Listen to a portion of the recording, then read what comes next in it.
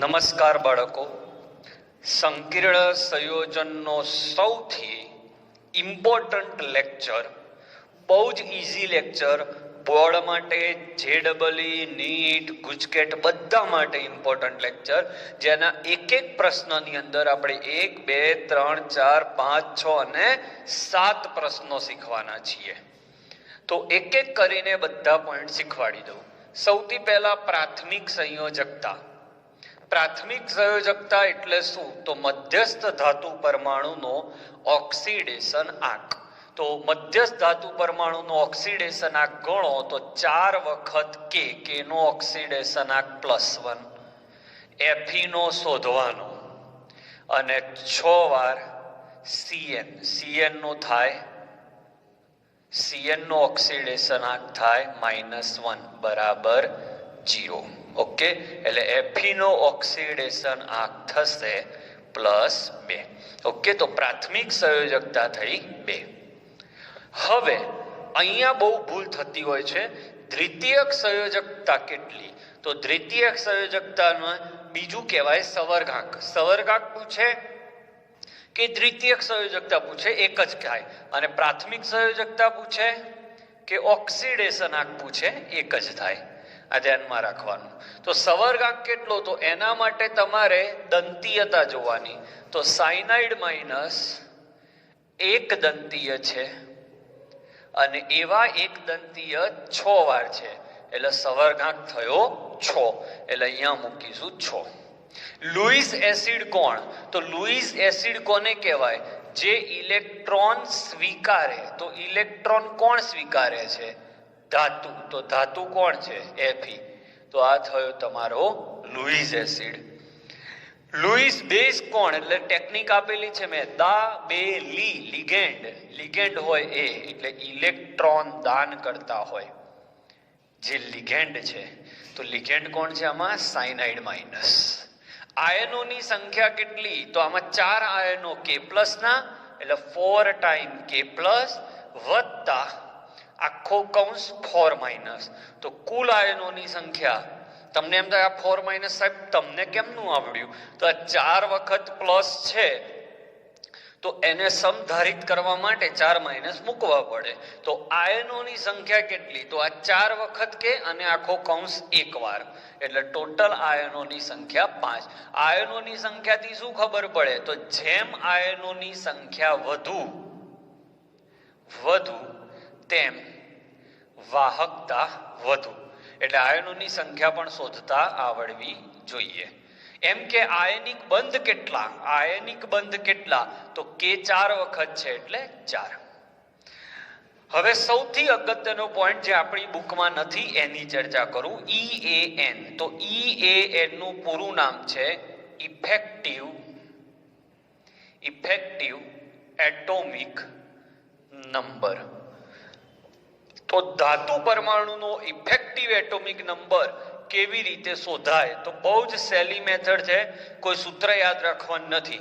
એક જ વાક્યમાં ઇફેક્ટિવ એટોમિક નંબર શીખવાડી દો. ઇફેક્ટિવ એટોમિક નંબર એટલે ધાતુ પાસે સંકીર્ણ બન્યા પછી, વાક્ય સાંભળજો, ધાતુ પાસે સંકીર્ણ બન્યા પછી જેટલા ઇલેક્ટ્રોન હોય એ. તો Fe જોડે કેટલો છે એનો પરમાણુ ક્રમાંક? 26. 26 ઇલેક્ટ્રોન તો છે, પણ એનો ઓક્સિડેશન આંક +2 છે. +2 એટલે 2 ઇલેક્ટ્રોન એમાંથી નીકળી ગયા, એટલે 26 - 2. ચલો આટલી ખબર પડી. EAN એટલે તેની પાસે સંકીર્ણ બન્યા પછી હાજર ઇલેક્ટ્રોન. તો Fe જોડે પોતાના કેટલા ઇલેક્ટ્રોન હતા? 26, કારણ કે Fe નો પરમાણુ ક્રમાંક 26 છે. હવે 26, પણ એનું ઓક્સિડેશન આંક 2 છે, +2, એટલે 2 ઇલેક્ટ્રોન કાઢી નાખશે 2. હવે આ નીકળ્યા પછી 2 ગુણ્યા કેટલા લિગેન્ડ આયા? તો સંવર્ગાંક કેટલો? 6. તો 2 ગુણ્યા સંવર્ગાંક. કેમ? કારણ કે એક લિગેન્ડ 2 ઇલેક્ટ્રોન આપે, તો 1 સંવર્ગાંક 2 ઇલેક્ટ્રોન આપે, તો 6 સંવર્ગાંક કેટલા? તો 6 ગુણ્યા 2. તો આ રીતે સૂત્ર જ ગોખવાનું નથી. પરમાણુ ક્રમાંક માઇનસ ઓક્સિડેશન અવસ્થા વત્તા એમાં લિગેન્ડની સંખ્યાને 2 વડે ગુણવાના. તો 26 - 2 24 વત્તા 12 36. તો જો આ નિષ્ક્રિય વાયુનો નંબર આવી ગયો. એટલે જેમાં ઇફેક્ટિવ એટોમિક નંબર નિષ્ક્રિય વાયુ જેટલો આવી જાય એની સ્થાયીતા વધારે હોય. એટલે આનો ઇફેક્ટિવ એટોમિક નંબર થશે 36. પ્રત્યાયન, પ્રત્યાયન એટલે 12 હોય, કૌંસની બહાર એ, તો આ થયો કે પ્લસ. તો 1 2 3 4 5 6 7 અને 8 MCQ એકમાં છે. સ્ક્રીનશોટ લઈ લો, પછી બીજો MCQ શીખવાડું છું. ડન? ઓકે.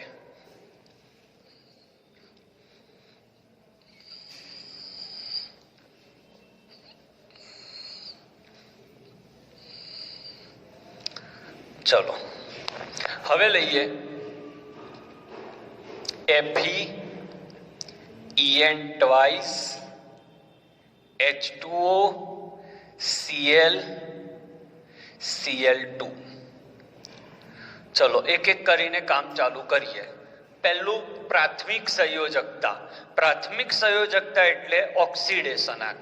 ઓક્સિડેશન આંક તો આ તટસ્થ છે એટલે આ 0, પાણી તટસ્થ 0. ડાયરેક્ટ શીખવાડું. આ -1 અને Cl -1 બે વાર -2. આ Cl અને આ Cl માં શું ફરક છે? આ Cl આની સાથે સંવર્ગ બંધથી જોડાયો છે અને આ Cl આની સાથે આયોનિક બંધથી જોડાયો છે. તો આવો MCQ પણ આવે કે કેટલા Cl આયોનિક બંધથી જોડાયેલા છે? તો 2. કેટલા Cl સંવર્ગ બંધથી જોડાયેલા છે? તો 1.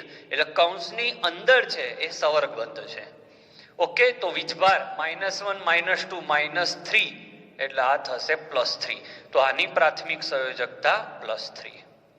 હવે સંવર્ગાંક. સંવર્ગાંક એટલે લિગેન્ડની સંખ્યા. તો En દ્વિદંતીય, દ્વિદંતીય એ દ્વિદંતીય 2 વાર એટલે 2 × 2 વત્તા પાણી એક દંતીય 1 વાર એટલે 1 × 1.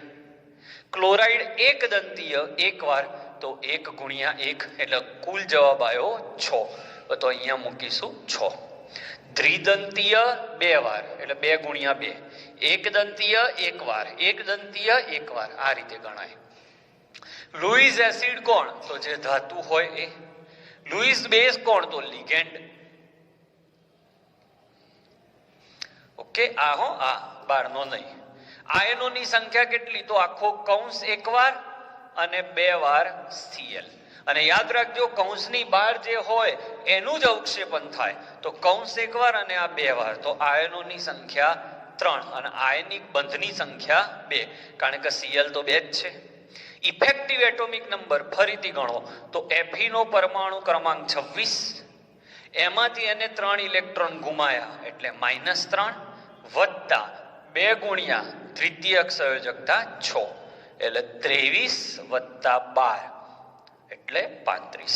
પરમાણુ ક્રમાંક એના ઇલેક્ટ્રોન થયા, એમાંથી એને 3 ઇલેક્ટ્રોન ગુમાવી દીધા અને પાછા લિગેન્ડ જોડેથી આટલા મેળવ્યા એટલે પોતાના માઇનસ ગુમાયેલા. ક્લિયર આ સ્ટેપ? વત્તા લિગેન્ડ જોડેથી મેળવેલા. તો અહીંયા આવશે 35. પ્રત્યાયન કયો? તો જે બહાર છે એ. બોલો, ભાવે છે? ચલો વધુ એક ઉદાહરણ લઈએ. Please take the screenshot. આ છેલ્લું ઉદાહરણ, પછી તમારે જાતે કરવાનું છે.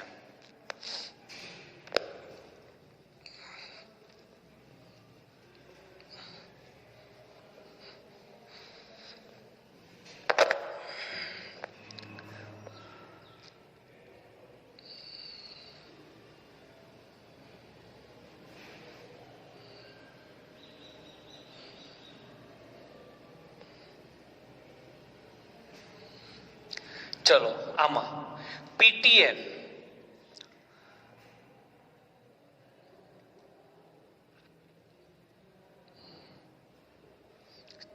હવે PTN એટલે પ્રોપેન 1 2 3 ટ્રાયએમાઇન એટલે PTN. ટ્રાયએમાઇન એટલે ત્રિદંતીય, 3 દંત. તો આનો ઓક્સિડેશન આંક 0 હોય છે, તટસ્થ અણુ છે. ક્લોરાઇડ -1, એમોનિયા 0, -1 2 વાર -2 એટલે -1 -2 એટલે +3. એટલે ઓક્સિડેશનાંક 3 આવ્યો. સવર્ગાંક કેટલો? તો PTN ત્રિદંતીય એકવાર વત્તા Cl એકદંતીય એકવાર વત્તા એમોનિયા એકદંતીય 2 વાર. તો અહીંયા જવાબ આવશે 3 વત્તા 1 વત્તા 2. જવાબ આવ્યો 6. તો સવર્ગાંક થશે 6.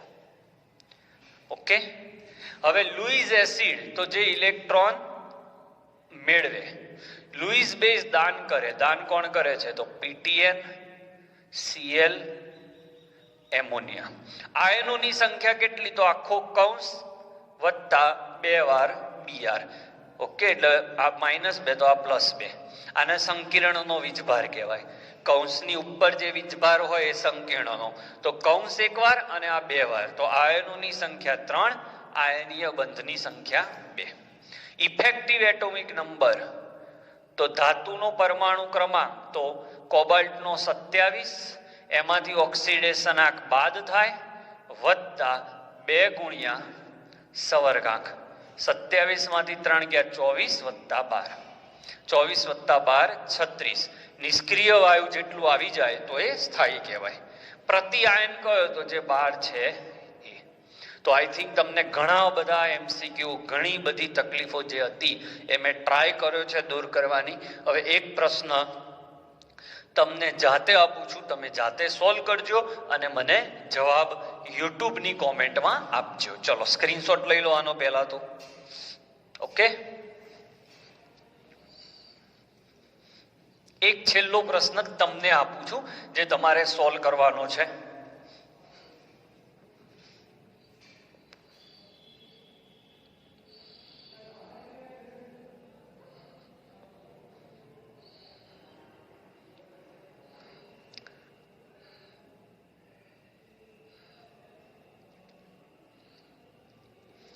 આના માટે આ બધું શોધવાનું છે. ઓકે, અને મને કોમેન્ટમાંનો જવાબ આપજો. આજનો લેક્ચર અહીંયા પૂરો કરીએ છીએ. નેક્સ્ટ લેક્ચર આપણે લિગેન્ડના વર્ગીકરણ અને નામકરણ પણ લઈશું. અપેક્ષા રાખું આ બધા લેક્ચર તમને ફાવતા હશે અને કોમેન્ટમાં તમે જવાબો લખશો તો જ મને ખબર પડશે કે લેક્ચરમાં તમને ખ્યાલ આવ્યો કે નહીં. તો આજનો વિડીયો અહીંયા આપણે પૂરો કરીએ છીએ. આભાર.